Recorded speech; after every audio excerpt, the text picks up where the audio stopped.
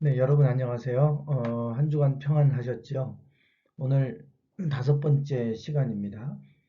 홍수 이후 우리가 지난주에 가인과 아벨의 제사 이야기, 제사의 실패에 대해서 말씀을 나눴고, 그리고 홍수 심판에 관해서도 에녹과 람에게 관한 이야기, 두 족보 이야기를 했습니다.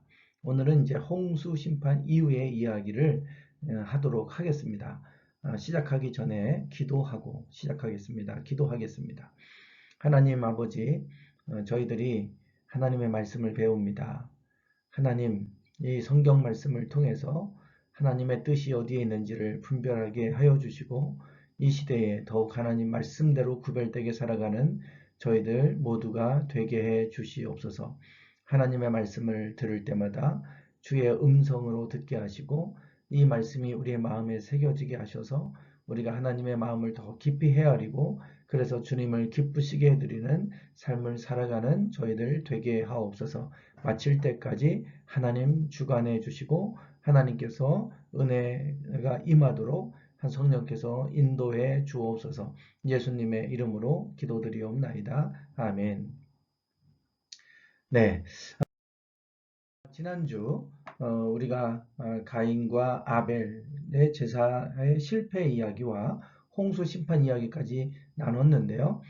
어, 이 창세기 1장부터 12장까지는 매우 중요하다 말씀을 드렸습니다. 얼마나 중요한지 1장부터 12장, 11장까지는 2000년의 역사를 담고 있다 그랬습니다.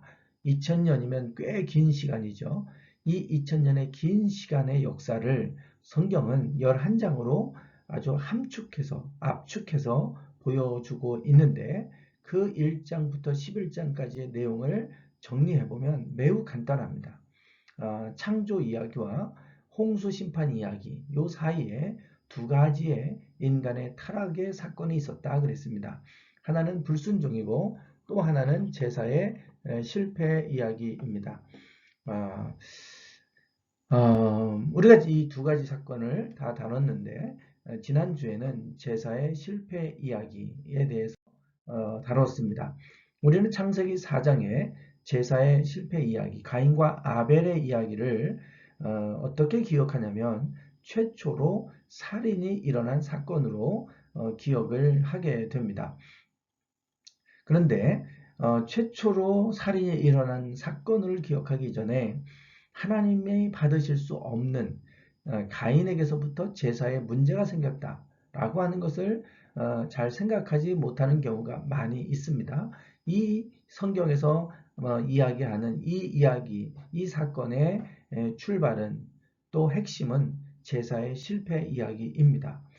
제사가 실패했을 때 어떤 일이 일어날 수 있는지를 말해주고 보여주고 있는 것이죠. 그래서 가인이 아벨을 쳐서 죽이는 최초의 살인사건 이전에 가인에게 제사에 문제가 있었다라고 하는 이야기를 성경은 말해주고 있습니다. 자, 이 두 가인과 아벨의 제사가 똑같이 제사를 드렸지만 가인의 제사는 받지 않으셨고 아벨의 제사는 받으셨다 그랬습니다. 왜 하나님은 아벨의 제사는 받으셨지만 가인의 제사는 받지 않았는가? 그리고 그들이 직업이 달라서 가인의 직업은 농사하는 사람이었기 때문에 땅의 소산으로 드렸고, 아벨은 양치는 자였기 때문에 양의 새끼 기름진 것으로 제물을 드렸다. 그렇게 말씀을 하고 있는데, 단지 이것이 직업의 문제인가? 제물이 하나님 피의 제물을 받지 않으셨다고 하는 것인데, 그러면 이건 너무 억울하다. 가인은 양치기가 아니고 농사하는 자였으니까 하나님께서 주신 수확물을 제물로 바쳤고, 아벨은 양치는 자였으니까 양의 새끼를 드린 건데, 그래 그것 때문에 제물을 받지 않으셨다면 이거는 하나님 책임이 아니겠느냐, 이렇게 문제 제기를 하는 사람들이 있는데 절대 그렇지 않다. 이 사건은 세월이 지난 후에 일어난 사건이었다. 대략 100년에서 130년 사이에 일어난 일이다. 처음부터 그릇된 것이 아니고 서서히 제사가 변질되다가 어느 시점에 와서 하나님이 받으실 수 없는 제사를 드리게 된 것이다. 그래서 하나님은 가인과 그의 재물을 받지 않으셨다라고 말씀을 하고 있죠. 우리가 재물에 대해서 보물이 있는 곳에 내 마음이 있느니라 예수님 말씀하시는데 우리가 하나님께 드리는 재물, 헌금 이것과 우리의 마음, 믿음은 깊은 연결성을 가지고 있습니다. 깊은 연관성을 가지고 있어요.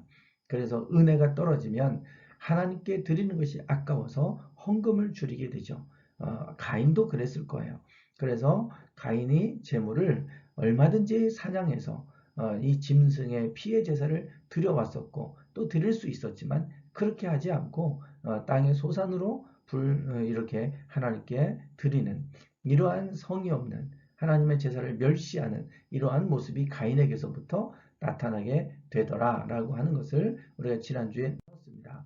그 결과로 이 가인의 예배가 받아들여지지 않았고 결국은 가인이 죄의 충동이 일어나는데 그걸 다스리지 못하고 아벨을 쳐서 죽이게 되죠.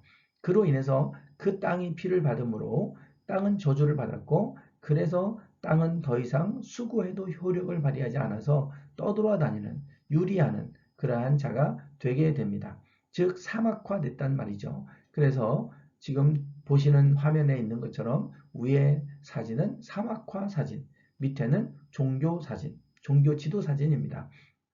두 지도를 비교해 보면 초록색이 바로 이 이슬람권이죠.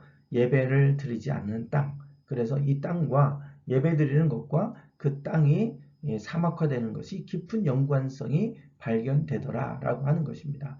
참 너무 놀라운 사실이죠. 그러니 우리가 예배가 무너지는 것이 우리의 환경에 어떤 영향을 끼치는지를 보여주는 거예요. 지금 지구가 뭐 지구 온난화 때문에 여러 가지 많은 기상 이변들이 일어난다고 말하고 있는데 성경은 지구 온난화를 말하는 게 아닙니다. 이것은 하나님 앞에 드리는 예배가 실패했기 때문에 예배가 무너지기 때문에 이렇게 된다는 걸 말해주고 있는 거예요. 하나님의 말씀을 버리고 그리고 예배가 무너지게 되면 반드시 그 땅에는 혼돈이 옵니다. 하나님이 창조했을 때 혼돈의 질서를 부여했던 그 힘이 무너져서 결국은 다시금 무질서로 혼돈으로 가게 되더라 라고 하는 것을 보여주게 됩니다. 자, 이 두 가지 인간이 타락, 불순종과 제사의 실패, 이 두 가지의 타락이 결국은 홍수 심판을 가져오게 되죠. 하나님이 인간 지었음을 한탄하셨다 그랬어요. 왜냐하면 그들이 생각하고 계획하는 모든 것들이 항상 악할 뿐임을 보셨다 그랬어요. 그 정도로 인간은 이제 타락해서 물로 심판할 수밖에 없는 상황에 이르게 됩니다. 네, 이 홍수 심판에 대한 이야기를 지난주에 하면서 특별히 이 표현을 우리가 좀 주목해 보아야 된다 그랬어요. 사람이 땅 위에 번성할 때에 그들에게서 딸들이 나니 하나님의 아들들이 사람의 딸들의 아름다움을 보고 자기들이 좋아하는 모든 여자를 아내로 삼았다. 하나님의 아들들이 사람의 딸들과 뒤섞이기 시작했고 그러다 보니 그들이 육신이 됐다라고 하는 얘기입니다. 즉 여기서 하나님의 아들들은 무엇이고 사람의 딸들은 무엇인가? 이 표현이 아주 중요하다 그랬습니다. 이 하나님의 아들들과 사람의 딸들. 자, 이것을 우리가 알려면 앞의 이야기가 어떤 이야기인지 알아야 되겠죠? 자, 가인과 아벨의 제사 이야기가 4장에 나오고 6장에는 하나님이 물로 세상을 심판하시는 홍수 심판 이야기가 나와요. 그 중간에 그 사이에 끼어져 있는 내용이 4장의 가인의 족보의 내용이고 그리고 5장의 셋의 족보가 나와 있습니다. 결국은 두 족보 이야기입니다. 자, 우리가 이 가인과 셋의 족보를 우리가 자세히 봐야 되죠. 여러분들이 홍수 심판을 이해하려면 두 족보 이야기를 좀 아셔야 됩니다. 이게 별개 문제가 아니에요. 족보가 그냥 기록된 것이 아니라고 하는 얘기입니다. 가인의 족보에 보면 이 가인의 족보에는 가인부터 해서 에녹, 이랏, 무후야엘, 무두사엘, 라멕 이렇게 여기까지 라멕까지 가인의 족보가 나옵니다. 지금 성경은 이 가인의 족보에서 라멕에 관한 얘기를 하고 있어요. 라멕은 그 당시에 아주 포악한 자였는데 자기의 상처로 인해서 많은 사람을 죽이게 됩니다. 그래서 가인을 위해서 벌이 7배라면 라멕을 위해서는 벌이 77배 1이로다 라고 얘기할 정도로 그렇게 흉악한 자가 됩니다. 그 라멕에게서는 두 아내가 있었죠. 아다와 실라. 아다에게서 유발과 야발이 나오고 실라에게서 두발가인이 나왔는데 야발은 가축 치는 자의 조상이 됐다 그랬고 유발은 수금과 퉁소를 부는 자의 조상이 됐다. 최초의 음악가였다라고 하는 겁니다. 그리고 두발가인은 쇠와 구리로 각종 철기, 각종 기구를 만드는 자였다. 청동기, 철기 문화를 만들어낸 이러한 사람이었다. 대단한 족보입니다. 이게 가인의 족보고 라멕에게서부터 이와 같은 거대한 문명이 일어나게 되고 라멕은 그 문명을 일으키는 매우 큰 세력을 가졌던 그런 통치자가 되게 되죠. 어떻게 보면 참 대단한 업적을 남긴 사람입니다. 이게 라멕이에요. 그러나 포악한 자였습니다. 예, 자, 그러면 이제 우리가 세세족보를 봐야 되는데 세세족보에서 주목할 사람이 있다 그랬어요. 그게 바로 에녹입니다. 에녹. 에녹은 다른 사람들보다 그 수명이 매우 짧습니다. 보통 일반 사람들은 900세를 살아요. 아담도 930세를 살았습니다. 그런데 이 에녹은 365세, 다른 사람들에게 비하면 3분의 1 정도 산게 돼요. 성경은 에녹에 대해서 족보에서 다른 사람들과 다르게 좀 매우 특이한 기록을 하고 있어요. 에녹. 자, 우리가 지난주에 에녹에 대한 얘기를 했습니다. 에녹은 65세에 무드셀라를 낳았고 무드셀라를 낳은 후 300년을 하나님과 동행했다 그랬습니다. 그리고 하나님이 그를 데려가심으로 세상에 있지 않았다. 이것이 모두 에녹의 삶이에요. 다른 사람들과 표현하고 기술하는 방법이 전혀 다르다라고 하는 것을 알 수가 있습니다. 자, 365년을 하나님과 동행한 것이 아니고 300년을 동행했어요. 65세에 무드셀라를 낳은 그 시점부터 하나님과 동행하기 시작했다. 그러면 무드셀라를 낳은 그 시점에 매우 특별한 사건이 있었을 것이다. 우리가 추론해 볼 수 있죠. 먼저 그러면 이 무드셀라라고 하는 이름의 뜻을 좀 알아야 되는데 무트와 셀라의 합성어라 그랬습니다. 이것은 창을 던진다, 창을 보낸다. 그래서 사람을 죽일 때 창을 던지죠. 그래서 죽음을 보낸다, 심판을 보낸다 이런 뜻으로 사용되는 단어입니다. 에녹은 그 아들을 하나님이 심판을 보내신다. 이런 뜻으로 무드셀라라고 이름을 짓게 됩니다. 네, 자, 그렇게 이름을 짓게 된 이유는 유다서에서 에녹에 대해서 말씀을 하고 있죠. 아담의 7세손 에녹이 사람들에 대해서 예언했다 그랬어요. 즉 그가 300년을 하나님과 동행했다는 말은 그냥 하나님과 동행하고 살아가는 삶이 아니라 예언자로서 삶을 살아간 거예요. 그런데 그가 예언하게 된 것은 하나님이 수만의 거룩한 자, 천사들과 함께 임재하셨고 그래서 에녹에게 임재하셔서 하신 말씀이 뭐냐면 내가 모든 사람들을 심판하겠다라고 하는 내용이었어요. 그래서 이 아들을 낳고 이름을 무드셀라라 하나님이 심판을 보내신다. 하나님이 심판하신대. 이런 의미로 이름을 무드셀라라 지었다라고 말씀드렸죠. 무드셀라는 969세를 살았고요. 그가 죽은 해에 노아의 홍수 심판이 시작됩니다. 참 놀랍게 일치합니다. 그래서 하나님 말씀대로 그대로 이루어지게 되죠. 네. 그래서 우리가 이 에녹을 우리가 이 세세족보에서는 에녹에 대해서 매우 특이하게 말씀을 하고 있다. 그 이유는 그게 홍수 심판, 노아의 홍수 심판과 연결되기 때문입니다. 자, 그래서 두 족보를 우리가 이렇게 비교해 봤는데 가인의 족보에서는 라멕, 그리고 셋의 족보에서 에녹, 아담으로부터 세면 7번째입니다. 똑같은 그때 세대예요. 그래서 라멕의 세대 때 거대한 문명이 일어나기는 했지만 하나님이 이미 이때에 노아의 홍수 심판보다 약 1000년 전에 이미 하나님은 모든 사람들을 심판하겠다고 말씀하실 정도로 크게 타락한 시대였다라고 하는 걸 성경은 말합니다.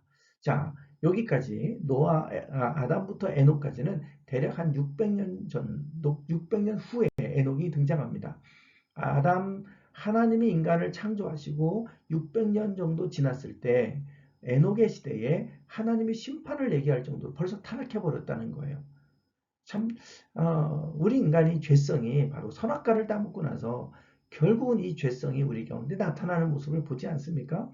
자, 그리고 홍수 심판이 있기 전 약 1034년, 즉 에녹이 등장 이후로 1034년 이후에 홍수 심판이 임해요. 즉 하나님은 약 1000년을 오래 참으셨고 이 1000년 전부터 에녹을 통해서 심판을 하나님이 심판하시니까 너희들 회개하라고 예언하게 하셨다라고 하는 거예요. 하나님은 심판하시기 전에 반드시 회개할 수 있는 시간과 기회를 주십니다. 이것이 바로 에녹이 바로 그 역할을 한 것입니다. 그러나 회개하지 않았죠. 결국은 노아의 홍수 심판이 임하게 된 것입니다. 네. 자, 이 두 족보를 나누는 이 두 족보를 구별하는 기준이 되는 말씀이 창세기 4장 26절이라 그랬어요. 매우 중요한 말씀입니다. 꼭 기억하십시오. 셋도 아들을 낳고 그 이름을 에노스라 했고 그때 사람들이 비로소 여호와의 이름을 불렀다. 이렇게 말합니다. 즉, 셋은 죽었던 아벨을 대신해서 태어난 아담의 아들이죠. 그 셋이 이름한 것이 에노스입니다. 이름을 에노스라 그랬어요. 흙으로 지어진 존재란 뜻입니다. 인간이란 뜻이기도 해요. 사람이란 뜻입니다. 사람. 하나님이 사람을 지으시되 그 사람이 에노스예요. 에노스. 그래서 이름을 에노스라 했다. 사람이라 했다 이 말이에요. 그 사람은 흙으로 지어진 존재. 그래서 깨지기 쉬운 존재. 연약한 존재. 죽을 수밖에 없는 존재. 이런 뜻이에요. 에노스는. 이미 아벨이 죽는 걸 봤잖아요. 그 전에는 죽음을 몰랐는데 죽음을 알았잖아요. 하나님 말씀하신 대로 반드시 선악과를 먹으면 너희를 죽는다. 그 전에는 죽음이 뭔지도 몰랐는데 아벨이 죽는 모습을 보면서 인간은 이렇게 죽는 것이구나. 이렇게 죽을 수 있구나. 라고 하는 걸 알게 됐고 그때부터 셋의 족보는 여호와의 이름을 부르기 시작합니다. 그래서 두 족보를 나누는 기준은 이 여호와의 이름을 불렀다는 표현은 하나님께 제사 드렸다라고 하는 표현하고 똑같은 표현이라 그랬죠. 아브라함이 그가 이주하면서 그곳에 단을 쌓고 여호와 이름을 부르더니 이런 표현이 나와요. 즉 하나님께 단을 쌓고 제사 드렸다 이런 표현입니다. 그래서 두 족보를 나누는 기준은 예배 제사였어요. 하나님은 지금도 예배하는 사람과 예배하지 않는 사람을 나누십니다. 그게 우리를 구별하는 기준이에요. 의롭고 선하고 악하고 이런 기준이 아니라 하나님을 예배하는 사람과 예배하지 않는 사람. 특별히 가인과 아벨도 예배했지만 하나님 받으시는 예배와 받지 않으시는 예배 이렇게 나누어지게 됩니다.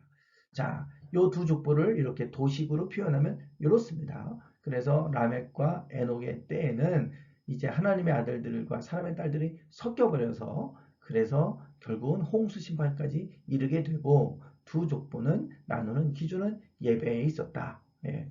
자, 여러분에게 제가 한 가지 질문을 드리겠습니다. 이제는 지난주에 우리가 이 강의한 내용을 제가 지금 정리를 해드린 거예요. 쭉 정리를 해드렸어요.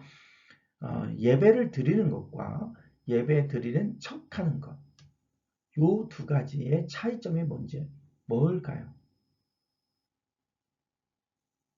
예배 드리는 것과 예배 드리는 척하는 것. 요 두 차이가 뭐예요? 두 모습은 똑같아 보이잖아요. 아시겠습니까? 차이가 뭔지? 예배 드리는 것과 예배 드리는 척하는 것. 모양을 보면 똑같아요. 예배 드리는 척하는 것도 예배 드리는 것처럼 하고 예배 드리는 것도 예배 드리는 것. 형태를 보고 모양을 보면 똑같습니다. 구별하기 어려워요. 가인도 예배 드렸고 아벨도 예배 드렸어요. 그런데 똑같이 예배 드리는 것 같잖아요. 그런데 하나는 예배 드린 척한 거고 하나는 예배 드린 거예요. 그 차이가 뭐냐 이거예요. 그러면 좀 다르게 제가 질문을 해볼게요.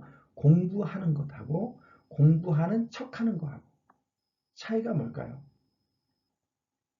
아이들에게 야 공부해 그러면 네 그러고 이제 방에 들어가서 공부를 하는 아이도 있지만 공부하는 척만 하는 아이가 있어요. 책상에 앉아는 있는데 딴 생각하고 낙서하고 그럴 수 있죠. 근데 공부하는 척 하는 거예요. 엄마가 볼 때는 공부하는 것처럼 보일 수 있어요. 공부하는 것과 공부하는 척 하는 것. 차이가 뭔지 아시겠어요? 아직도 잘 모르시겠으면 한 가지 내가 더 말씀을 드려볼게요. 잠자는 것과 잠자는 척 하는 것. 차이 아시겠습니까? 잠자는 것과 잠자는 척 하는 것. 차이. 잠자는 것은 잠자는 거예요. 잠자는 것은 잠자는 거예요. 잠자는 척 하는 건 잠을 안 자는 겁니다. 답을 아시겠습니까? 예배 드리는 건 예배 드리는 거예요. 예배 드리는 척 하는 건 예배 드리지 않는 겁니다. 주일이 되니까 교회 와서 앉아 있을 수 있어요. 예배한다고 앉아 있지만 딴 생각하고 졸고 그러고 갈 수 있어요. 예배 드리는 척하는 건 예배 드리지 않는 것과 똑같은 거예요. 그래서 하나님은 영과 진리로 예배하는 자들을 찾으시느니라. 하나님은 지금도 우리가 영으로 진정으로 신령과 진정으로 예배하는 자가 되기를 원하시고 그런 자를 찾고 계신 거예요. 그래서 예배가 무너지면 어떤 결과가 만들어지는지 결국은 생각하고 계획하는 게 항상 악해서 하나님이 심판해야 될 심판의 대상이 될 수밖에 없게 되더라라고 하는 것을 가인과 아벨의 이야기는 홍수 심판과 연결돼서 보여주고 있습니다. 자, 이제 홍수 심판 이유에 대해서 오늘 함께 말씀을 나누도록 하겠습니다. 자, 이제 노아가 600세 되던 해에 홍수 심판이 일어나게 됩니다. 600세. 정확하게 성경은 홍수가 언제 시작됐느냐 정확하게 날짜를 기록해 주고 있어요. 참 신비로울 정도로 이게 정확한 날짜까지 기록을 하고 있습니다. 노아가 600세 되던 해에 2월 둘째 달 11일에라고 되어 있습니다. 2월 17일이에요. 그때 홍수가 시작됐다 그랬어요.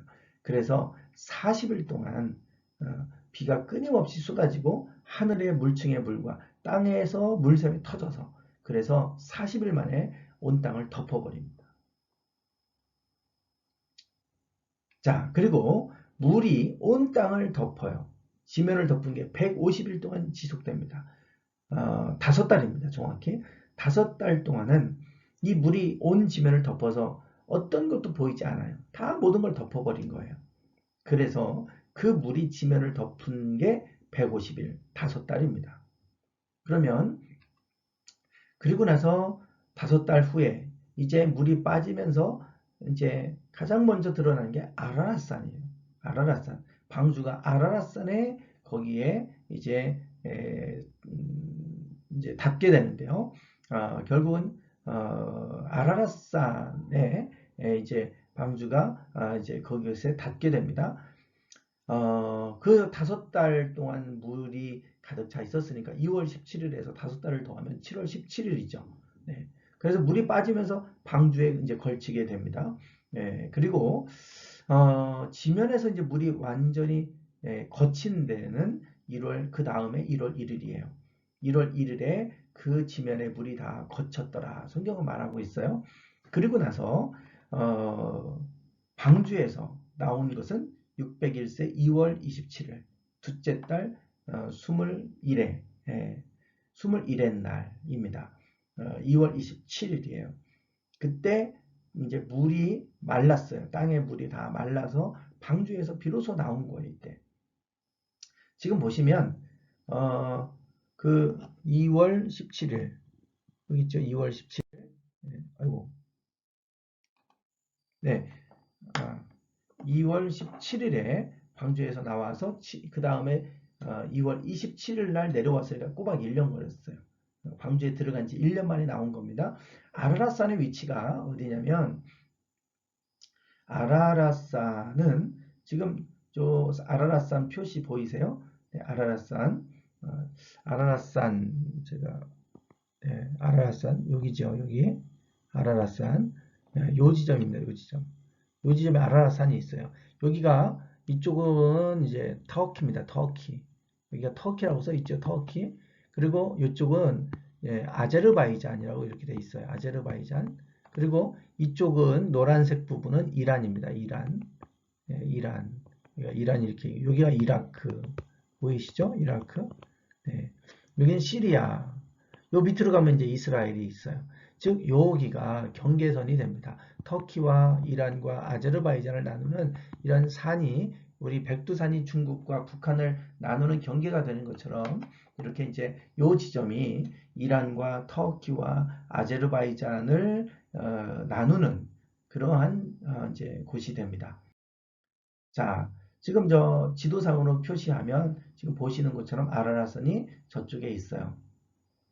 아라라산 여기서부터 정착을 배가 이제 내려서 방주에서 나와서 이제 그들이 흩어지게 됩니다. 흩어지게 되는데 아라라산이 높이는 해발 5,165m입니다. 높아요. 백두산이 2,744니까 대략 한 2배 조금 못 되네요. 백두산도 너무 아주 높아요. 제가 백두산을 가보니까 높아서 백두산 천지 쪽에 이렇게 올라가니까 나무가 하나도 살지 못하고 있어요. 그냥 민둥산처럼 되어 있습니다. 풀이나 나무가 살지를 못해요. 생명체가. 이 식물이 너무 고지대라 그래서 그런데 이 백두산이 거의 2배 정도 되니까 아라라산은 뭐 말할 것도 없죠. 그래서 사진에 보시는 것처럼 만년설이 늘 덮여 있는 그러한 산이었어요.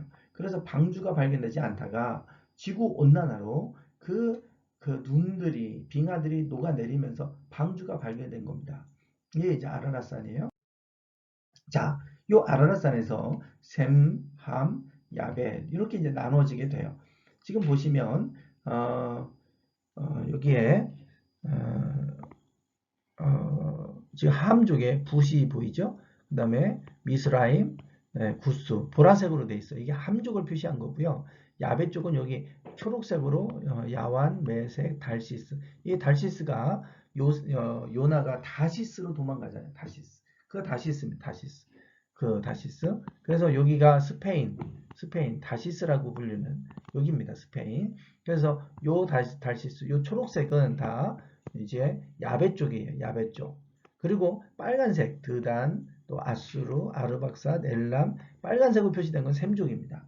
그래서 셈족과 함족과 야베 쪽이 저렇게 이름들이 지금의 지명으로 남아 있어서 그래서 아는 거예요. 저기가 야베 쪽이 저기 살았다라고 하는 걸 알 수 있는 이유는 성경에 나온 이름들이 나라의 이름으로 남기도 하고 지명으로 남기도 해요. 그래서 우리가 이제 어디로 그들이 흩어져 살게 됐는지를 알게 된 겁니다. 자, 이렇게 이제 색깔로 표시하면 초록색은 함족, 노란색은 셈족, 네, 함족, 여기 셈족, 여기에 야베족 이렇게 돼 있죠. 네, 지금 아라라산이 니누에가 여기니까 이쪽에 여기서 이렇게 이제 이렇게 된 겁니다. 이렇게 해서 셈과 함과 야벳이 퍼져서 흩어져서 살게 된 것이죠. 네, 이렇게. 자, 이제 세 족보를 좀 나눌 거예요. 우리가 세 족보를 좀 봐야 되는데 이것이 11장의 바벨탑 이야기와 12장의 아브라함 이야기까지 연결이 됩니다. 그래서 여러분 아브라함 이야기는 딱 갑자기 바벨탑 사건 얘기 나오고 아브라함 얘기로 넘어가니까 전혀 다른 얘기 같지만 아닙니다. 연결돼 있어요. 이 얘기가 어떻게 연결되는지 이 족보를 좀 잘 보셔야 됩니다. 우리가 지난 시간에 가인의 족보와 셋의 족보를 보셨잖아요. 이제 셈과 함과 야벳의 족보를 보셔야 되는데 함의 족보에 보면 함의 아들은 구수, 미스라임, 붓과 가나안이었다. 이렇게 얘기하고 있죠. 네, 이 함의 아들들 구수, 미스라임, 붓과 가나안. 아까 제가 보여드렸던 지도에도 여기 붓이 여기 있습니다. 붓, 미스라임 다 함의 아들들이에요. 구스가 여기 있고 가나안이 여기죠. 가나안. 자, 붓, 미스라임, 구스, 가나안. 그래서 가나안 땅 하는 것이 함의 아들 가나안의 후손들이 살던 땅이기 때문에 가나안 땅이다. 이렇게 지금 부르는 것이죠. 네. 자, 잘 기억하세요. 지금 함의 아들이 살았던 땅, 붓, 미스라임, 구스, 가나안. 구스는 성경에 모세가 구스 여인을 취하잖아요. 구스 여인을. 구스 여인을 아내로 취했다가 미리암과 아론이 비방하는 일이 있었죠. 이 구스 여인이 바로 요 구스 여인인데 이 구스는 지금의 에디오피아입니다. 에디오피아. 음, 에디오피아. 미스라임 그러면 이집트예요. 이집트. 지금 이집트의 그 족속은 미스라임의 후손들입니다. 네. 네, 그래서 붓, 미스라임, 구스 이 땅들이 아프리카 대륙에 속하죠. 그래서 함족을 뭐 흑인의 조상이다 이렇게 말하는 것입니다. 예. 자, 그런데 함의 아들 가운데 우리가 주목해야 될 사람이 있어요. 구스가 이제 구스 아까 함의 아들은 구스, 미스라임, 북가나안이라 했죠. 구스의 아들들은 스바, 하윌라, 삽다, 라마 이렇게 또 삽드가 이렇게 이제 나왔다는 거죠. 구스의 아들들이 이렇게 있었다는 거예요. 그런데 구스가 또 뒤늦게 늦둥이를 낳는데 그게 니무롯이라는 거예요. 니무롯. 니무롯을 낳았는데 그는 세상의 첫 번째 용사였다. 야, 여기에 세상의 첫 용사라, 영걸이라, 위대한 영웅과 같은 사람이었다라고 하는 거예요. 우리가 니무롯을 좀 주목을 해야 돼요. 니무롯. 야, 이 니무롯을 좀 주목을 해야 되는데, 자, 그 10장 9절에서 이 니무롯을 소개하면서 이게 함의 족보에 나오는 얘기입니다. 함의 족보. 창세기 10장과 11장에 지금 족보가 나오니까 잘 보세요. 10장에 보시면 함의 족보를 가장 먼저 얘기합니다. 함의 족보, 야베스 족보를 얘기하고 함의 족보 얘기하나요? 함의 족보에서 구수와 구수, 함의 아들 중에 이제 구수의 아들들 중에 니무롯을 특별하게 지금 소개하고 있는데 그는 여호와 앞에서 용감한 사냥꾼이 되었다 그랬어요. 그래서 속담에 아문은 여호와 앞에 니무롯같이 용감한 사냥꾼이로다 이렇게 얘기했다는 거예요. 속담으로 얘기할 정도로. 그런데 용감한 사냥꾼이 되었다. 여호와 앞에서. 이게 도대체 무슨 말이냐?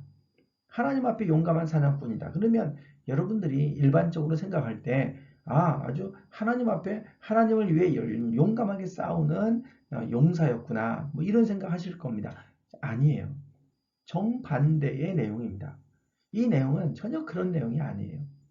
이 내용은 도대체 무슨 내용이냐? 그가 여호와 앞에서 용감한 사냥꾼이라 그랬는데 우리 개혁 지금 가지고 있는 개혁 개정판 성경은 이렇게 돼 있지만 이전에 가지고 있었던 성경 개혁 한글판은 지금 밑에 빨간색으로 표시된 이렇게 돼 있어요. 그가 여호와 앞에서 특이한 사냥꾼이 되었으므로 이게 특이한 사냥꾼이었다. 이렇게 좀 번역을 해놨어요. 그런데 지금 우리가 가지고 있는 개혁 개정판은 용감한 사냥꾼이다 이렇게 있습니다. 전혀 뉘앙스가 다르죠. 전혀 다릅니다. 그러면 이게 도대체 무슨 내용이냐? 이 내용을 봐야 되는데요. 어, 먼저 용감한 사냥꾼이라고 말하는 것을 우리가 알아보기 전에 여호와 앞에서라고 하는 이 단어를 좀 봐야 됩니다. 여호와 앞에서, 여호와 앞에서, 여호와 앞에서 용감한 사냥꾼이다. 이게 뭐예요? 여호와 앞에서. 이 단어는 히브리어로 파님이란 히브리어입니다. 얼굴이란 뜻이에요. 얼굴. 즉 하나님의 얼굴을 맛보고 하나님의 얼굴을 마주보고 있는 그런 사냥꾼이었다는 거예요. 우리가 감히 하나님의 얼굴을 볼 수가 없잖아요. 하나님 얼굴을 보면 죽는다고 생각해서 사람들 다 엎드렸잖아요. 그런데 하나님의 얼굴을 마주보고 섰다. 이게 뭐겠습니까? 하나님 얼굴을 서로 마주보고 섰어요. 대결하려고 싸우려고 대결하려고 마주보는 거죠. 그래서 이 단어가 영어 성경에서는 against라고 이제 이렇게 번역을 해놨어요. 영어 성경에 어떤 영어 성경은 여기를 against라고 번역을 했습니다. 그냥 앞이 아니고 얼굴을 마주보고 서 있는 거기 때문에 이제 대항해서 싸우는 사냥꾼이었어요. 즉 하나님을 향해서 대항해서 싸우는 사람이었다. 반역자였다는 얘기입니다. 반역자. 특이한 사냥꾼이라고 하는 것은 용감한 사냥꾼이 아니라 특이한 사냥꾼이다. 그러면 이게 특이한 사냥꾼이 도대체 뭘 의미할까? 뭐 짐승을 잡는 사냥꾼일까? 그런 내용이 아니에요. 자, 그리고 나서 10장 10절에 니무롯에 대한 얘기를 하면서 그의 나라, 니무롯의 나라를 얘기합니다. 시날 땅의 바벨, 에렉, 악갓, 갈레에서 시작됐다. 자, 시날 땅이 나오고 바벨이 나오죠. 이게 니무롯이 건설한 나라의 도시들이었어요. 그러면 니무롯이 세운 도시가 어디쯤인가 우리가 알 수가 있고, 자, 지도를 보시면 지금 여기가 바벨론입니다. 바벨론. 바벨탑을 쌓은 바벨론. 그리고 바로 옆에 여기 보이세요? 여기 자, 여기가 신할평지라고 써 있어요. 신할평지. 여기가 신할평지입니다. 여기가 여기 강이 이렇게 보이죠? 강. 이렇게. 유브라데스, 여기가 티그리스 강이에요.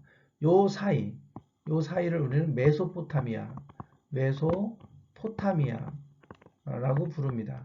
메소포타미아. 메소는 메조, 소프라노, 알토, 메조, 소프라노. 그러죠? 소프라노, 알토 사이란 말이에요. 메조포타미아. 포타미아는 강입니다. 강. 이게 유브라데스 강, 티그리스 강, 두 강 사이이란 뜻이에요. 메소포타미아는 메조포타미아. 이게 메소포타미아 문명인데 강과 강 사이에 있는 여기에서 문명이 나온 것을 메소포타미아 문명이라 부르는 거고요. 여기가 이제 바벨탑입니다. 바벨탑을 쌓은 바벨론, 여기가 시날 평지예요. 여기에 바로 니무롯의 나라가 세워졌다라고 하는 얘기입니다. 여기에 니무롯의 나라가. 원래 니무롯은 구스의 아들이었잖아요. 구스의 아들. 그러면 구스가 여기입니다. 여기 살았어야 돼요. 그런데 지금 저기 와서 나라를 세웠다는 거예요. 그러면 니무롯이 지금 이동했구나. 이주했구나. 라고 하는 걸 알 수가 있겠죠. 네, 원래 이 땅은 바벨론 지역은 셈족이 살고 있었던 땅입니다. 셈족. 붓과 미스라임 구스. 여기가 함족이고 함족. 여기는 셈족이라고 했잖아. 아까 셈족. 여기가 야벳 쪽. 야벳. 네. 이렇게 야벳 쪽이 이렇게 살고 있잖아요. 그런데 지금 구수면 여기 살아야 되는데 니무롯이 이쪽으로 온 거예요. 와서 지금 그의 나라를 세우게 되죠. 그의 나라. 자, 창세기 11장.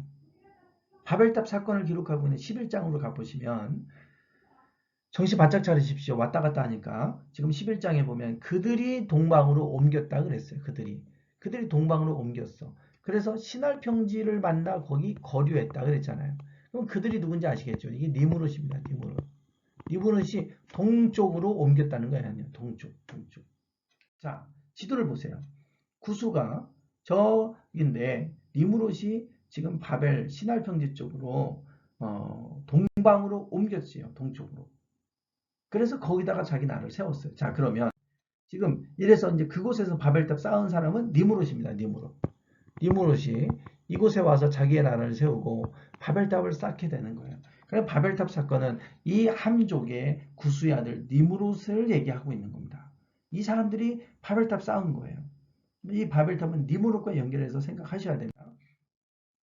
자, 그들이 탑을 쌓으면서 뭐라고 하냐면 그 탑 꼭대기를 하늘에까지 닿게 해서 우리 이름을 내자 그랬어요. 우리 이름을 내자. 우리 하나님의 이름이 아니라 자기들의 이름을 내자는 거예요. 그래서 흩어짐을 면하자 그랬죠. 결국은 하나님은 그들의 언어를 혼잡하게 하셔서 흩어놓으셨습니다. 하나님을 대적하고 하나님을 경배하지 않고 또 자기들의 왕국을 세우려고 하니까 하나님이 흩어놓으시는 거예요. 뭐든지 마찬가지입니다. 하나님이 중심이 아니라 하나님을 대적하는 무리가 있다면 하나님 흩어놓으십니다. 반드시 흩어놓으세요. 교회도 하나님이 주인이 아니라 인간이 주인 되는 교회는 다 흩어놓으십니다. 다 흩어져요. 철저하게 하나님 중심의 교회는 하나님이 세우시지만 그렇지 않으면 다 흩어놓으세요. 여러분의 사업도 가정도 마찬가지예요. 하나님을 대적하는 곳들은 하나님이 다 흩어놓으십니다. 그래서 이 바벨탑을 하나님이 언어를 혼잡케 해서 흩어지게 하셨어요. 이게 바벨탑 사건이죠. 자, 이제 구스가 니무롯으로 동방으로 이주해서 거류했다 그랬잖아요. 그러면 그곳은 원래 바벨 셈족이 살고 있었죠. 셈족이 살고 있었는데 니무롯이 쳐들어오니 이제 그들이 살고 있던 이 바벨 지역 시날 평지를 버리고 떠나야만 해요. 이곳을 벗어나야 돼. 벗어나야 돼. 그러면 어디로 가야 되냐? 위로 갈 수 있고 오른쪽으로 갈 수 있어요. 여기는 사막입니다. 사막. 살 수가 없어요. 그러니 위로 가든지 옆으로 가든지 둘 중에 하나입니다. 그래서 흩어지게 되는 거예요. 흩어지게. 이 셈족은 아브라함이 여기서 셈족이 나오지. 아브라함. 네. 아브라함이 여기 나오잖아요. 셈족에서 아브라함이 하나님을 잘 섬기는 세세족보처럼 셈족에도 하나님을 잘 섬기는 민족이었는데 니므롯 함이 저주를 받았잖아요. 함과 그의 아들 가나안이 저주받은 사건이 나오죠. 그들이 이 땅을 점령하면서 그들을 잔인하게 죽였어요. 그래서 특이한 사냥꾼이라고 하는 것은 하나님을 대적해서 특이한 사냥꾼이었다. 하나님을 섬기는 이 백성들을 죽이는 데 앞장섰던 사람이기 때문에 특이한 사냥꾼이라 그러는 거예요. 짐승을 잡는 사냥꾼은 왜 특이한 사냥꾼이라고 하겠습니까? 바로 셈족을 그들이 아주 잔인하게 하나님의 백성들을 죽이는 일을 했기 때문에 결국 그들은 그 땅을 버리고 다른 곳으로 이주해야만 했어요. 자, 이제 여러분 함의 지금 이야기는 다 했습니다. 함과 함의 족보에서는 니므롯을 기억해 주세요. 이제 셈족에 대한 얘기를 하겠습니다. 셈족에서는 우리가 또 기억해야 될 인물이 나와요. 이게 바로 에벨입니다. 에벨. 자, 10장 21절에 보면 셈의 족보를 이제 시작합니다. 셈의 족보를 설명하는데 셈은 에벨 온 자손의 조상이요 야벳의 형이라 그에게도 자녀가 출생하였으니 그러면서 셈의 그 족보가 시작이 되는 거예요. 이게 셈의 족보를 이렇게 시작합니다. 자, 여러분 잘 보세요. 셈은 에벨 온 자손의 조상이다. 그러면 셈과 에벨 이 둘 중에 누가 더 중요한 사람으로 언급되고 있습니까? 셈은 에벨 온 자손의 조상이에요. 셈이 중요합니까? 에벨이 중요합니까? 여기서. 에벨이 중요해요. 이 셈족을 에벨 자손이라고 부르잖아요. 에벨 온 자손. 에벨은 거꾸로 만약에 에벨은 셈의 온 자손의 조상이다. 그러면 아니. 에벨은 셈의 자손의 자손이다. 이러면 뭐 그렇죠. 당연히. 그런데 셈은 에벨 자손이래요. 셈의 자손이 아니고 에벨 자손이래.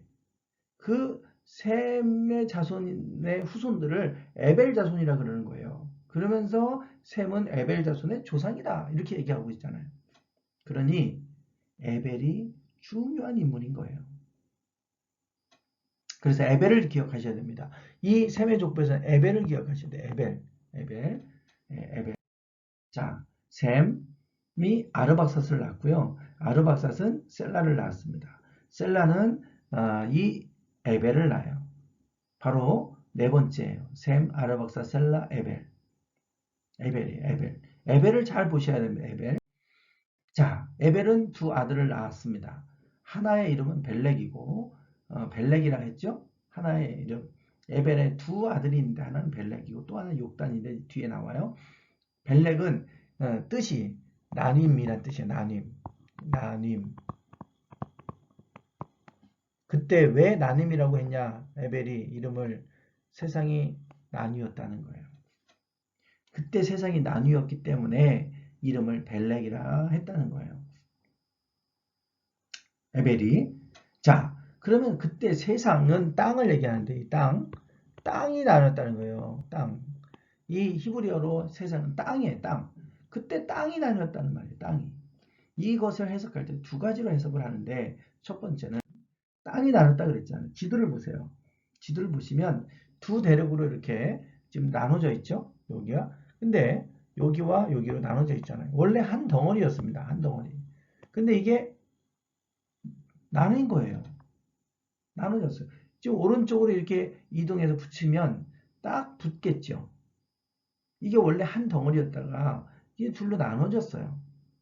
그때 이 세상이 나눠졌다는 게 아마 지질학적으로 무슨 지구의 격변, 변동이 있어서 그래서 세상이 나눠졌다, 땅이 나눠졌다. 그래서 이름을 벨렉이라고 하지 않았겠느냐. 이렇게 해석하는 것이 첫 번째 하나의 해석입니다. 제가 볼 때는 이게 유력해요. 왜냐? 자, 여기 셈의 족보를 보시면 에벨은 464세를 삽니다. 노아는 950세를 살았어요. 노아 950세. 그런데 셈은 600세를 삽니다. 홍수 심판 이후로 위에 있는 물층의 물이 다 쏟아졌잖아요. 그러면 지구 환경이 바뀌었어요. 그래서 수명이 600세로 떨어졌고 그 셈의 아들 아르박사 때 400대로 또 떨어집니다. 그러다가 400대를 유지합니다. 에벨 때까지 464세를 살아요. 그러다가 벨렉대로 가면 갑자기 200대로 뚝 떨어집니다. 200대로. 벨렉은 239세를 살아요. 아마 지금 지구의 환경에 어떤 지금 일이 일어나고 있다라고 하는 걸 보여주잖아요. 갑자기 수명이 2배로 줄어들어요. 2배로. 조금도 아니고 반으로 확 줄어듭니다. 그러니까 그 당시에 지구에 어떤 일이 있었다라고 하는 걸 말해주는 거예요. 벨렉은 세상이 땅이 둘로 나뉘어졌다 이렇게 말하고 있어요. 그래서 아마 지구의 환경에 어떤 지질학적인 변화가 있었을 것이다. 저는 이제 그 의견에 그 견해에 저는 동의를 합니다. 두 번째는 벨렉의 아우의 이름은 욕단이에요. 에벨이 두 아들을 낳았는데 하나가 아까 벨렉이고 두 번째가 욕단. 첫째 아들 벨렉, 둘째 아들 욕단 이렇게 되죠. 그런데 이 욕단은 그들이 욕단이 거주했던 곳은 어디냐? 메사에서부터 스발로 가는 길에 동쪽 산이었다 그래요. 동쪽산. 동쪽으로 갔다는 거예요. 이렇게 니무롯이 쳐들어오니까 바벨론 지역에 살고 있던 셈족, 에벨의 자손들이 이제 그 땅을 버리고 도망가야 되는데 한쪽 벨렉은 위로 갔고요. 욕단은 동쪽 산으로 갔다고 했잖아요. 욕단이 동쪽 산으로 가요. 그래서 벨렉과 욕단이 서로 나눠지게 되죠. 그래서 아마 이런 표현이 아니었을까. 둘로 나눠졌다. 그래서 이 표현이었을 거다고 해석하는 사람도 있어요. 그러나 세상이 둘로 나눠졌다고 성경은 말하고 있기 때문에 두 번째보다는 첫 번째가 가능성이 훨씬 더 높겠죠. 어쨌든 이렇게 니무롯이 이쪽 땅으로 이주하면서 그곳에 바벨탑을 쌓게 되는데 어쩔 수 없이 에벨의 자손들은 이 땅을 버리고 이제 다른 곳으로 이주를 해야만 했어요. 그래서 벨렉은 북쪽으로 욕단은 동쪽으로 이렇게 나눠지게 되고 이제 그들이 이주해서 살게 됩니다. 자, 지금 니무롯이 쳐들어왔을 때 그때는 에벨과 벨렉, 욕단 이 사람들이 살고 있었던 거예요. 이 사람들이 니무롯의 세대는 바로 에벨과 벨렉과 욕단의 때다 이렇게 보시면 됩니다. 자, 그러면 에벨은 무슨 뜻을 갖고 있냐? 에벨은 건너온 자라는 뜻을 가지고 있어요. 건너온 자. 여기 지도를 보시면 여기에 바벨론이 여기 있습니다. 요 밑에 우르가 보이네요. 갈대아 우르. 아브라함의 아버지 데라가 살던 땅은 갈대아 우르였죠. 갈대아라고 갈대아 우르. 그리고 이제 바벨론이 위에 있어요. 저 위로 가면 하란 땅이 보입니다. 아브라함의 아버지 데라가 우르에 있다가 하란으로 이주했잖아요. 하란으로. 네, 바로 이곳입니다. 이곳으로 이제 이주한 곳이 하란이죠. 자, 그런데 요 밑에 바로 옆으로 조금만 더 오면 알레포라고 하는 곳이 있어요. 시리아의 알레포입니다. 시리아의 알레포고, 요 알레포에서 거대한 유적지가 발견이 됐어요. 여기가 에블라 왕국의 유적지가 발견된 거예요. 여기서. 하란 땅과 가까운 곳입니다. 에블라 왕국이 발견이 됐어요. 이 에블라 왕국은 에벨의 자손들이 만든 왕국이에요. 즉 에벨이 아까 여기다가 에벨이 벨렉과 함께 이쪽으로 이주했다 그랬잖아요. 이쪽으로. 그 사람들이 만든 나라가 에블라 왕국이고 에벨의 자손들이란 뜻입니다. 에블라 왕국. 에벨의 자손들이 사는 땅이란 말이에요. 그래서 에벨이 여기에 와서 그들의 나라를 세우게 된 거예요. 에벨의 왕국을. 이해되셨습니까? 니무롯이 이렇게 쳐들어오니까 결국은 이 땅을 버리고 이제 알레포, 하란 옆으로 이주해서 그곳에서 그들의 나라를 세우게 돼요. 하나님을 믿는 하나님의 나라, 하나님의 백성들이 사는 땅을 만들게 됩니다. 그게 에블라 왕국이에요. 1964년도에 이 에블라 유적지가 발견이 됐습니다. 에블라 유적지가. 네, 지금 여러 유적지 지금도 발굴하고 있는데 이 IS가 이곳을 거점으로 삼으면서 많이 파괴되지 않았을까 지금 우려가 돼요. 저런 곳입니다. 여기에서 많은 토판들이 발견됩니다. 토판 2만여 점이 발견이 돼요. 토판은 저런 거예요. 쐐기 문자를 하고 있는데 저런 토판이 발견되는데 이 토판들을 해독을 지금도 하고 있습니다. 해독을 하고 있는데 이 토판들을 보면 지금 저희가 큰 2만 년, 26만 명 정도 살았다고 하는 여기가 지금 에블라 왕국의 터전들이에요. 왕국의 터들. 예. 26만 명이 거주했다는 기록이 있어요.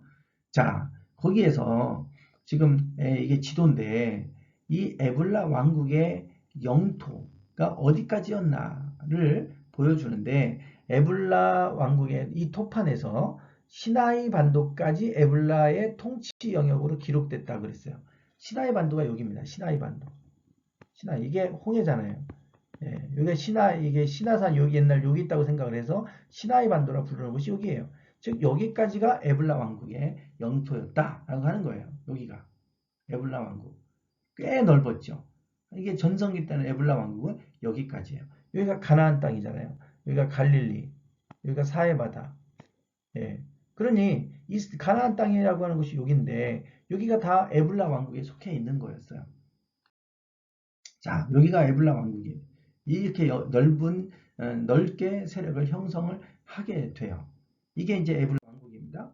자, 이 토판에 보면 창세기 14장에 보면 소돔과 고모라 땅에 큰 전쟁이 있게 돼요. 이 전쟁에서 당시에 신할왕 아무라벨, 엘라살왕 아리오, 신할은 신할 평지 아까 얘기했죠. 바벨, 니무롯의 후손들이 사는 땅 신할 평지, 신할왕 아무라벨, 엘라살왕 아리오, 엘람왕 그돌라오멜, 고임왕 디다리, 소돔왕 베라, 고모라왕 비르사 이 연합군들과 같이 싸우는 거예요. 지금 두 세력이 이렇게 해서 이제 맞부딪혀 싸우게 되는 겁니다. 지금 자, 어,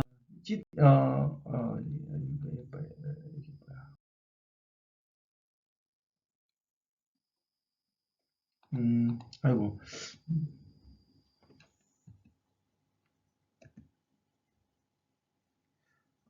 이게 안 넘어가네. 죄송합니다.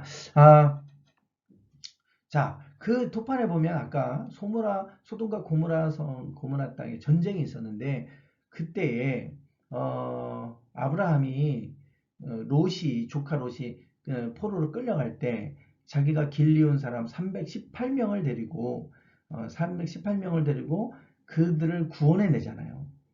이 말이 안 되죠. 지금 소돔 왕, 고모라 왕 해갖고 그 주변의 연합군들이 지금 메소포타미아 문명 쪽에서 쳐들어온 연합군과 맞서 싸우다가 다 왕들이 포로로 끌려가는 판인데 그런데 아브라함이 자기가 길리온 사람 318명 데리고 가서 그들을 물리쳐서 그들을 다 이끌고 오잖아요. 말이 안 되죠. 그래서 사람들이 꾸며놨다 그러는데 토판에 그 왕들의 이름이 그대로 나와 있어요. 그 엘라살 왕 뭐 해서 소돔 왕 뭐 해갖고 그 성경에 기록된 이름들이 토판에도 그대로 나와 있어요. 즉 이 이야기가 꾸며진 이야기가 아니다라고 하는 것을 보여주는 게 토판에서 나왔습니다. 자, 그러면 그것이 아브라함과 무슨 관련이 있냐? 자, 이제 아브라함과 제가 연결시킬게. 에벨. 아까 에벨은 건너온 자라는 뜻을 가지고 있다 그랬죠. 바벨론에서 아까 알레포, 에블라 왕국을 이제 이주했잖아요. 건너왔어요. 강을 건너왔다. 그래서 건너온 자라는 뜻인데 이 아브라함은 자기를 뭐라고 얘기하냐면 도망한 자가 와서 히브리 사람 아브라함에게 고했다 그랬어요.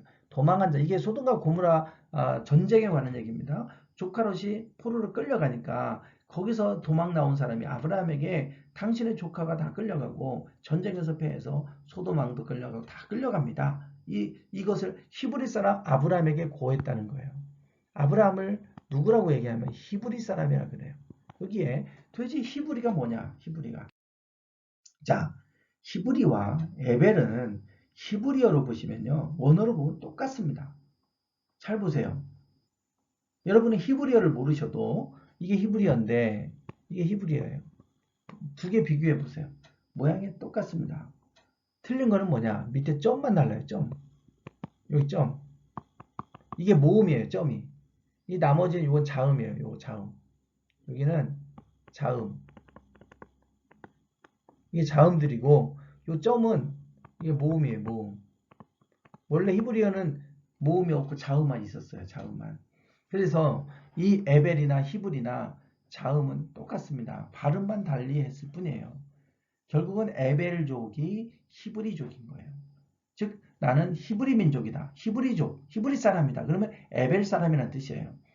히브리도 건너온 자라는 뜻입니다. 에벨도 건너온 자라는 뜻이고 두 개가 똑같아요. 결국 히브리 민족은 에벨의 후손이다. 이 말이에요. 그래서 셈에서 에벨이 등장하고 에벨 밑에 아브라함이 나오죠. 예, 결국 같은 에벨의 후손을 얘기하는 겁니다. 자, 아버지 데라가 갈대아 우르에서 하란으로 이주해서 하란에서 죽게 되죠. 하란에서 죽게 됩니다. 그리고 나서 자, 하란이 지금 여기 보이네요. 하란. 요 갈대아 우르에서 하란으로 옮겼어요. 하란으로. 그리고 나서 하란 땅에서 데라가 죽었습니다. 그리고 아브라함에게 내가 보여줄 땅으로 가라 그랬어요. 그 땅이 바로 가나안 땅이죠. 젖과 꿀이 흐르는 가나안 땅이라고 하는 가나안 땅으로 하나님 가라고 하셨어요. 도대체 왜 하나님이 가나안 땅으로 가라고 하셨을까?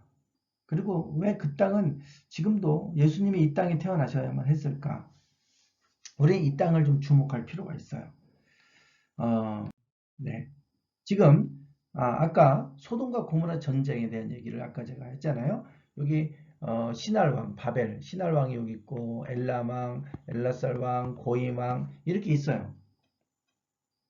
이런 왕들이 이렇게 있는데 여기는 이제 소돔과 고모라를 중심으로 하는 왕들 이렇게 해서 이제 싸우게 됩니다. 이제 연합군이 쳐들어오게 되는 거죠. 이렇게 쳐들어오게 되는 거예요. 그런데 다 포로로 끌려갔을 때 아브라함이 자기가 길리온 사람을 데려가서 318명으로 그들을 물리쳤고 그들을 구원해냈습니다. 참 놀라운 일이죠. 놀라운. 하나님이 일하신 거예요. 자, 그러고 나서 돌아왔을 때 여기에서 주목할 만한 사람이 등장을 하는데 살렘 왕이에요. 살렘 왕 멜기세덱이 나타나서 아브라함을 축복합니다. 그런데 그 사람은 누구냐? 하나님의 제사장이라는 거예요. 지극히 높으신 하나님의 제사장이었다 그랬어요. 아브라함이 있기 전에 하나님의 거룩한 제사장이 살렘에 있었다. 살렘. 이 살렘이 예루살렘입니다. 예루살렘. 예루살렘에 왕 멜기세덱이 있었고 그는 하나님의 거룩한 하나님의 제사장이었다. 그래서 그가 아브라함에게 복을 빌어주는 얘기가 나와요. 도대체 이 살렘 왕 멜기세덱은 누구냐는 거예요. 누구냐? 이 사람은 누구냐? 이거를 이해하려면 아까 에벨을 좀 이해하셔야 돼요. 에벨. 아까 여기 에블라 왕국이라 그랬고 에블라 왕국의 영토는 요 시나이 반도까지라 그랬습니다. 시나이 반도까지 이만큼. 즉 여기에 살렘은 우리 지도에서 보셨잖아요. 지금 이쪽이 사해바다가 여기 있으니까 여기가 예루살렘이겠네요. 여기가 사해바다가 여기 있으니까 이렇게 사해바다. 그러면 여기가 예루살렘이에요. 예루살렘. 자, 에블라 왕국 안에 들어와 있어요. 하나님의 자녀들이 살았던 땅 에블라 왕국입니다. 그러니까 그 땅에는 이미 가나안 땅에는 하나님 앞에 제사 드리는 살렘 왕의 제사장, 하나님의 제사장이 여전히 그 땅에 있었다. 아브라함이 이 땅에 내려올 때만 해도 여전히 그 땅에는 하나님의 제사장이 있었고 하나님의 백성들이 있었다라고 하는 것을 우리가 알 수가 있습니다. 자, 그리고 나서 아브라함이 그 땅에 이제 정착해서 가나안 땅에 정착해서 살아갈 때 하나님이 아브라함에게 어느 날 나타나셔서 아브라함을 시험하시려고 이삭을 사랑하는 아들 독자 이삭을 제물로 바치라고 하는 일이 있었죠. 제물로. 근데 어디로 가서 제물로 바치라고 했습니까? 어디로 가서? 모리아 땅으로 가서. 모리아 땅. 자, 이 모리아 땅이 어디냐? 모리아산. 자, 여기 보시면 솔로몬이 예루살렘 모리아산이라고 그러죠. 즉 모리아산은 모리아 땅은 예루살렘에 있어요. 예루살렘에. 하나님은 이 살렘, 아까 살렘 왕 멜기세덱이 있던 그 살렘으로 가서 그곳에서 모리아산이라고 하는 그 산에 가서 제물로 바쳐라 이삭을 이러신 거예요. 그런데 솔로몬은 그곳에다가 뭘 졌습니까? 여호와의 전 성전을 건축합니다. 성전을. 이곳에 하나님의 성전을 건축해요. 그 산이 모리아 산입니다. 성전을 건축하고 나서부터 그 건축하기 전에 그 산의 이름은 모리아 산인데 성전을 딱 짓고 나니까 사람들이 성전이 지어진 산이라 그래서 그때부터 성전산이라고 불렀어요. 결국은 모리아 산은 성전산입니다. 성전산. 하나님의 성전이 세워진 산이다. 그래서 그때부터 성전산으로 불려지게 됩니다. 원래 그 산의 이름은 모리아 산이에요. 모리아 산. 자, 지금 하나님의 성전이 지어진 곳은 바로 모리아 땅입니다. 여기가 이제 솔로몬이 건축한 지은 성전의 모습 도면이에요. 여기가 성소, 여기가 법궤가 있는 법궤가 보이죠. 여기가 지성소, 지극히 거룩한 장소라 그래서 지성소라 불리죠. 그런데 여기에 요 지성소, 성소, 지성소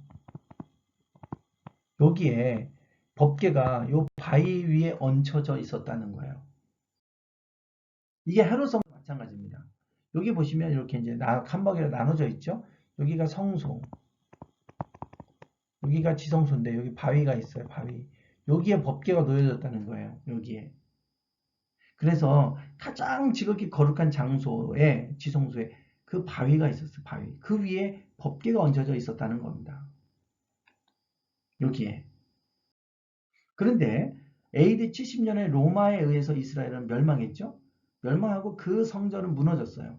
그리고 나서 그 후에 그곳에 이렇게 이슬람 사원이 세워졌습니다. 이슬람 사원의 이름은 원래 바위돔사원이라고 되어 있죠. 원래 바위사원이에요. 바위사원. 바위.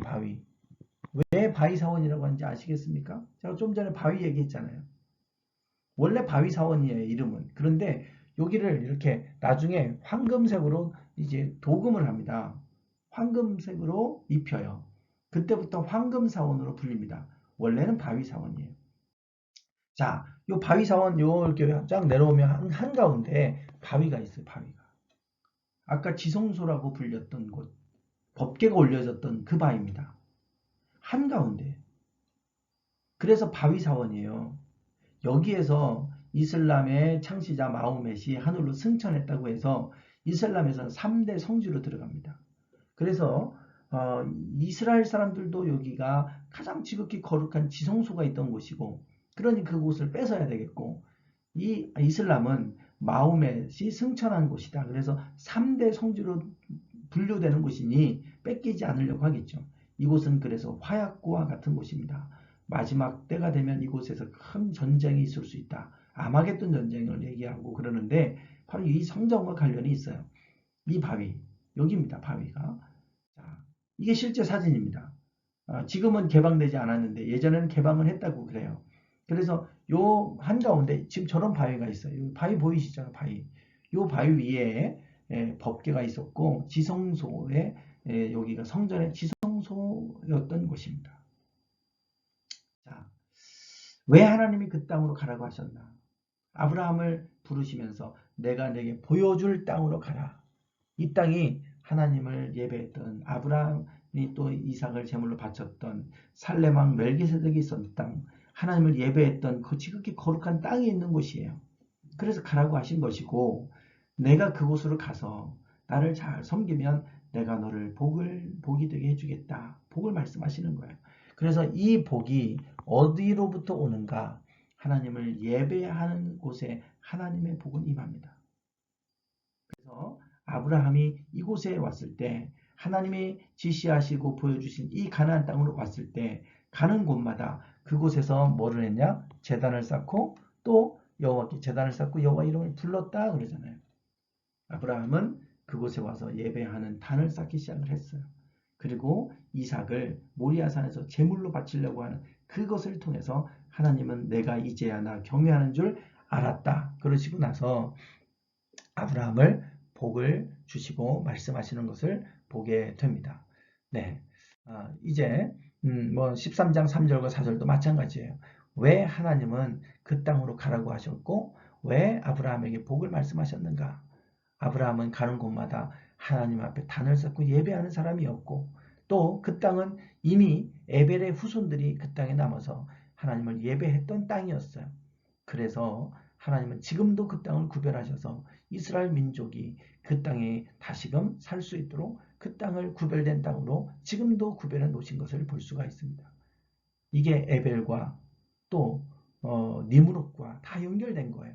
니므롯이 바벨 지역을 이제 공격을 하니까 결국은 에벨이 그 알레포 지역 에블로 가서 에블라 왕국을 세웠고 그 에블라의 왕국의 에벨의 후손들이 그곳에서 하나님을 믿는 백성이 되고요. 그리고 아까 하란이 바로 그 옆이라고 그랬죠. 아브라함의 아버지 데라가 우르에서 하란으로 가서 그곳에서 그 영향을 받고 하나님을 알게 되고 그래서 하나님이 지시한 땅으로 아브라함이 이주해서 그 살렘 땅, 지극히 거룩한 땅, 그 땅으로 와서 하나님을 예배하면서 하나님이 그들을 통해 온 족속을 복되게 하시는 이 여정을 보여주고 있습니다. 결국 하나님을 예배하는 삶을 살아가면 하나님은 천하 만민이 복을 얻도록 해주시는 것을 약속하셨고 그것을 이루시는 여정이 구약의 여정이고 구약의 시작입니다. 그래서 이 아브라함의 이야기까지 오늘 좀 봤는데 다음 주에는 아브라함과 이삭과 야곱과 요셉의 이야기를 간략하게 제가 정리해서 이 창세기를 이제 마무리하도록 하겠습니다. 그것이 마무리되면 이제 출애굽기로 이제 들어가게 되는데요. 여러분 오늘 셈과 함과 야벳 노아의 홍수 이후의 이야기 이 세 족보를 중심으로 제가 말씀을 나눴습니다. 특별히 함의 족보에서 니므롯을 기억하시고 셈의 족보에서는 에벨을 기억하시면 그것이 둘이 무슨 관계가 있는가 지금 바벨탑을 쌓은 사건과 어떤 연관성이 있는가 제가 그것이 다 연관성이 있고 그것이 창세기 12장의 아브라함으로 또 어떻게 이어지는가 에벨의 자손과 또 살레망 멜기세덱까지 연결해서 아브라함까지 어떻게 연결되는지 이것에 대해서 설명을 드렸습니다. 나중에 이해가 안 되시거나 또 궁금한 것이 있으면 다음 주 대면 수업하실 때 대면 수업할 때 여러분들께서 그때 질문해 주시면 되겠습니다. 기도하고 마치겠습니다. 하나님 감사합니다. 오늘 홍수 심판 이후에 셈과 함과 야벳 그 족보를 통해서 인류에 일어났던 여러 가지 중대한 사건들을 함께 돌아보고 살펴보았습니다. 니므롯이 등장을 하고 또 셈의 족보에서 에벨이 등장을 하고 거기에서 하나님의 사람 아브라함이 등장하는 이러한 여정의 모습을 보게 됩니다. 하나님은 왜 가나안 땅으로 아브라함을 가라고 하셨는지 그 땅이 예배하는 땅이었고 또 아브라함이 예배하는 사람이었기 때문에 그 예배하는 삶을 통해서 하나님께서 모든 사람에게 복이 흘러가도록 하기 위해서 부르신 것을 보게 됩니다. 우리의 모든 축복, 하나님의 복의 중심이 예배에 있음을 알게 하시고 가는 곳마다 예배하는 삶을 살게 하시고 항상 예배를 중요하게 여길 줄 아는 그러한 삶을 살아갈 수 있게 해 주옵소서. 아버지 하나님께서 한 주간도 지켜주시고 다음 주 대면 수업에 와서 만날 때까지 우리들의 건강을 지켜주시옵소서. 그렇게 행하실 것을 기대하며 예수님의 이름으로 기도드리옵나이다. 아멘.